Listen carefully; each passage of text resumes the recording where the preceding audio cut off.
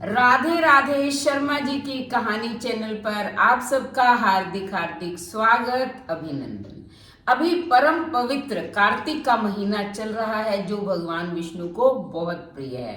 कार्तिक का महीना सबसे श्रेष्ठ है। जैसे नदियों में गंगा श्रेष्ठ है, युगों में सतयुग श्रेष्ठ है, वैसे ही महीनों में कार्तिक के महीने का बहुत ही महत्व बताया गया है।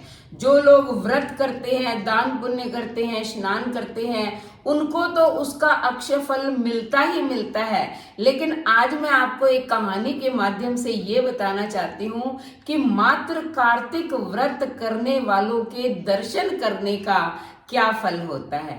तो प्राचीन काल की बात है कि धनेश्वर नाम का एक ब्राह्मण था। वो ब्राह्मणों के कार्य तो करता नहीं था, वो कंबल और चमड़े का व्यापार करता था। शहरों में, नगरों में घूम घूम कर एक बार वो घूमता घूमता महिष्मती नगरी में चला गया। वहां कार्तिक का महीना शुरू हो रहा था, लोग आ रहे थे, नर्मदा नदी थी, तो लोग जो है नर्मदा नदी के किनारे स्नान करते, कार्तिक व्रत का पालन करते, दीपक जलाते, कथा कहानी सुनते, भगवान के नामों का स्मरण करते। उसने देखा कि ये स्थान ठीक है, मेरा व्यापार अच्छा चलेगा, वो भी वहां रहने लग गया। अब वो भी सुबह देखता कि लोग जो है नर्मदा नदी के अंदर स्नान कर रहे हैं, दीपक जला रहे हैं, पूजा पाठ कर रहे हैं, कोई भागवत का पाठ कर रहा है, कोई गीता का कर रहा है, कोई रामायण का कर रहा है, कोई भगवान शंकर की पूजा कर रहा है, कोई भगवान विष्णु की पूजा कर रहा है, कोई गणेश जी की पूजा कर रहा है, कोई अपने ध्यान में ही लीन है। वो भी घूमता रहता, उनको देखता रहता। वो स्नान करते, कुछ छींटे उस पर गिर जाते। कथा यानी कि वो सुनता तो नहीं था, लेकिन घूमते फिरते उसके कानों में पड़ जाती थी। तो ऐसे करते करते महीना हो गया, वो भी वहीं रहने लगा। जब पूर्णिमा का दिन आया, उसने देखा कि लोग जल्दी उठकर जो है सत्यनारायण भगवान की कथा कर रहे हैं, दीपक जला रहे हैं, भगवान विष्णु की, भगवान शंकर की पूजा में लीन है, अपनी कथा कहानियां कह रहे हैं। वो घूमता घूमता यानी कि उनके पास से गुजर रहा था कि एक काले सांप ने उसे डस लिया। सभी लोग इकट्ठे हो गए कि इसको क्या हो गया। किसी ने तुलसी दल जो है, मिश्रित जल जो है उसके ऊपर डाल दिया, तो तुलसी मिला हुआ जल उसके ऊपर जाने से उसको तुरंत मोक्ष मिल गई, यानी कि वो मर गया। वो मर तो गया, उसको मोक्ष भी मिल गई, लेकिन वो गया कहाँ? यमलोक में। यमलोक में यमराज ने चित्रगुप्त से पूछा कि इसके कर्मों का लेखा जोखा क्या, बताओ। तब जो है चित्रगुप्त ने कहा कि इसने अपने जीवन में कोई भी अच्छा काम नहीं किया, सब गलत काम किए हैं, इसलिए इसको नरक में भेजा जाए। तो यमराज ने कहा ठीक है, इसको जो है कोड़ों से मारते हुए ले जाओ और जो है सबसे पहले गरम उबलते हुए तेल की कढ़ाई में गिरा दो।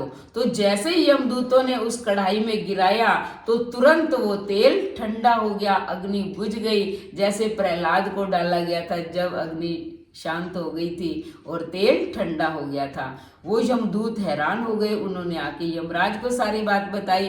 तभी जो है नारद मुनि वहां आ गए और नारद मुनि ने कहा कि ये जो है कार्तिक व्रती के दर्शन से अब पुण्यात्मा हो गया है, इसको नरक भेजने की कोई जरूरत नहीं है। यानी कि मात्र इसको दर्शन करवा दिए जाएं नरक के। लेकिन अब तो इसने इतना पुण्य कर्म होते हुए अपनी आंखों से देखा और अंतिम क्षण में तुलसी मिश्रित जल इसके ऊपर गिरा हुआ है, इसलिए ये पुण्यात्मा है। तब यमराज ने कहा कि ठीक है, इसको मात्र नरकों के दर्शन करवाओ और उसके बाद जो है उसे यक्ष लोक का राजा बना दिया।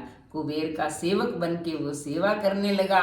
तो ये कार्तिक व्रती के दर्शन करने का फल है। तो मान लो हमसे व्रत नहीं होता है, कहीं भी भजन कीर्तन हो रहा हो, कोई कथा कहानी कह रहा हो, तो हमें सुन लेनी चाहिए। जो लोग कार्तिक का व्रत करते हैं, अगर हम उनका दर्शन भी कर लेते हैं तो भी उनके पुण्य का फल हमें मिल जाता है।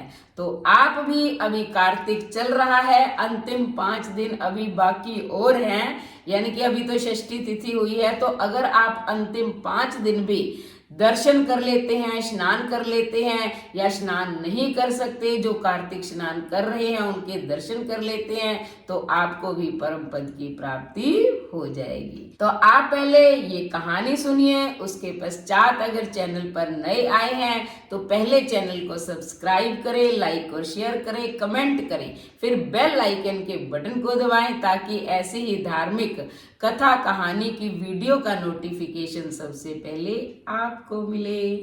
धन्यवाद।